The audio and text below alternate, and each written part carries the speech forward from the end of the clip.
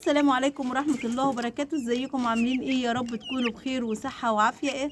انتوا عاملين ايه؟ وحشتوني جدا والله. انا بحب اعمل معاكم كل فيديوهاتي كلها، وبحب ان انا اعرفكم ايه الجديد في كل الطيور بتاعتي. الجديد بقى ان انا اشتريت الكتاكيت البيضة دي اهي. انت طبعا كنت عامله معاكم قبل كده فيديوهات الكتاكيت البلدي، فالكتاكيت البيضة بتختلف عن الكتاكيت البلدي. الكتاكيت البيضة ديت ليها رعاية خاصة جدا. انا اول مرة اجيبها، مش هضحك عليكم، بس طبعا انا كنت بسمع فيديوهات ازاي اعرف اربيها وكده، فانا قلت اجيب 10 كتاكيت بيضه واربيهم معاكم، ونعرف ايه طريقه اللي هي اربيها ازاي واتعامل معاها ازاي. بس يا بنت انت فين؟ فلقيت ان التعامل مع الكتاكيت البيضه دي حساسه جدا. انا والله جايبه الكتاكيت البيضه ديت غاليه، جايبه كتكوت ب 23 جنيه، والراجل اللي كان بيبيعهم ب 23 جنيه كان بيبيعها ب 26 بس رخصت شويه.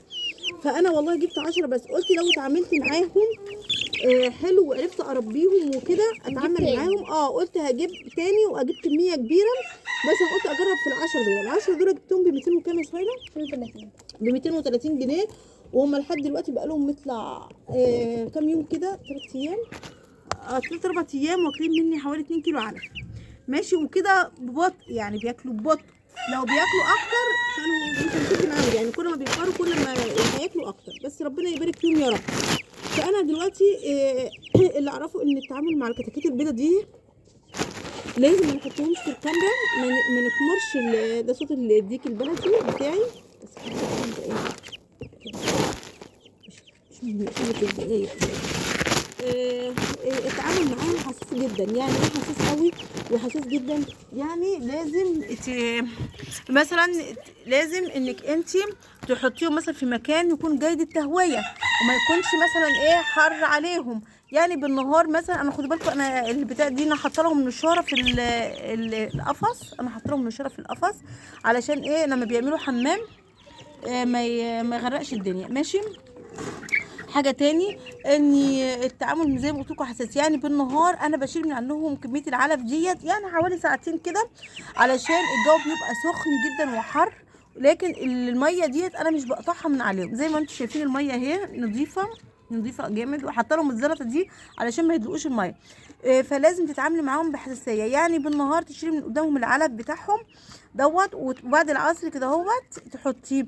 ولازم يكون الجو حر، لازم تحطيهم في حته تكون جيده التهويه، يعني تكون مشغله عليهم المروحه، علشان ده حساس جدا. اقل حاجه تموته وتهبطه وتخليه ان هو ما يقدرش يقف على رجليه.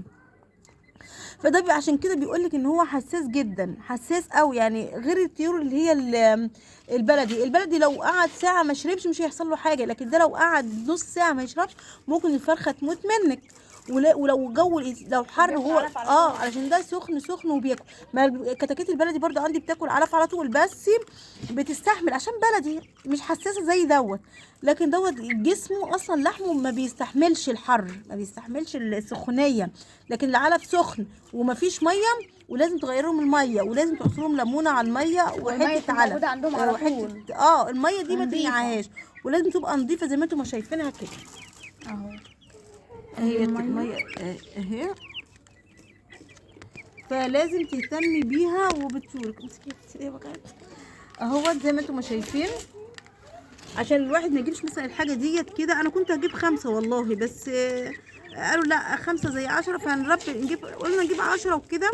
طبعا انا ال10 عشان ما يخسرش معايا، فقلت لو ربنا صلح الحال وكده، فانا قلت اخد انا فرختين وابيع واتصرف يعني ابيع لجيراننا مثلا، كل واحد يشتري فرخه منه. انا عندي جيران بيشتروا، فقلت اتصرف فيهم علشان ما بقاش خسرت كتير. ولو لقيت الحاجه مكسبه معايا فهضطر ازود الموضوع شويه، اكبر الموضوع شويه.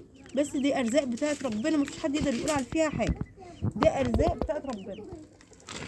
فاحنا زي ما قلت لكم لا، هم بياكلوا علف نظيف. اهم حاجه تاكلوا العلف النظيف. هم بياكلوا العلف الناعم، بس في علف 25 وفي علف ب 30.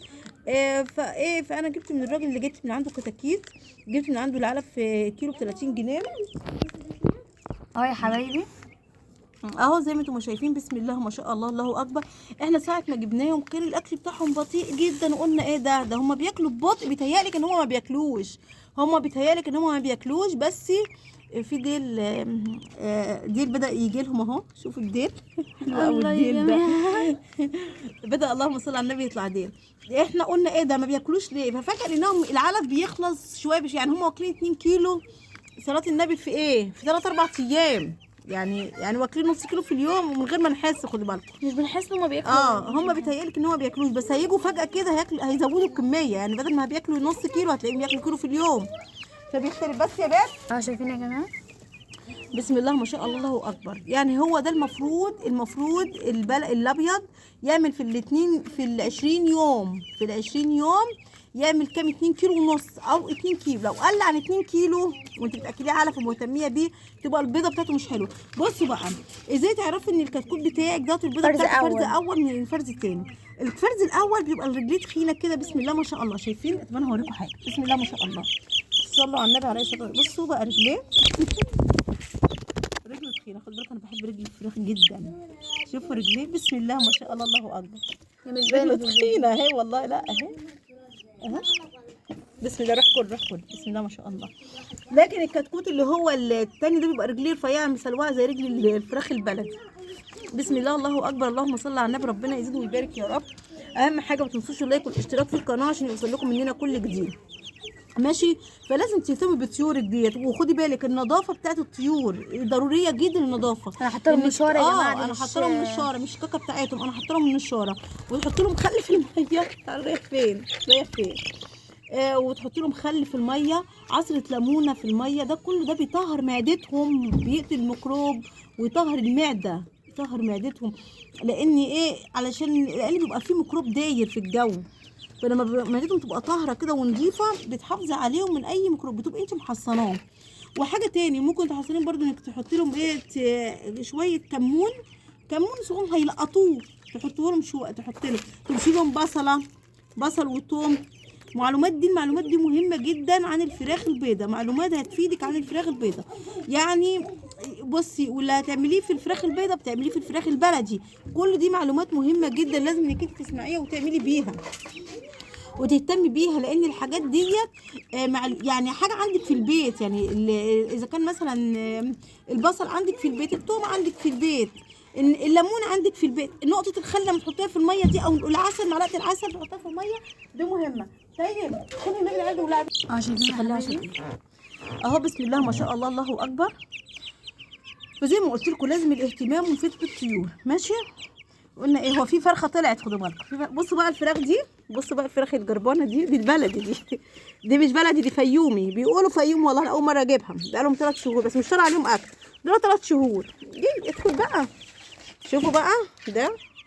يا ريت لو عجبكم الفيديو بتاعي ما تنسوش تعملوا لايك، اشتراك، تفعيل الجرس، كومنت عشان يوصلكم مني كل جديد. بحبكم كتير، ربنا يخليكم ليا، باي.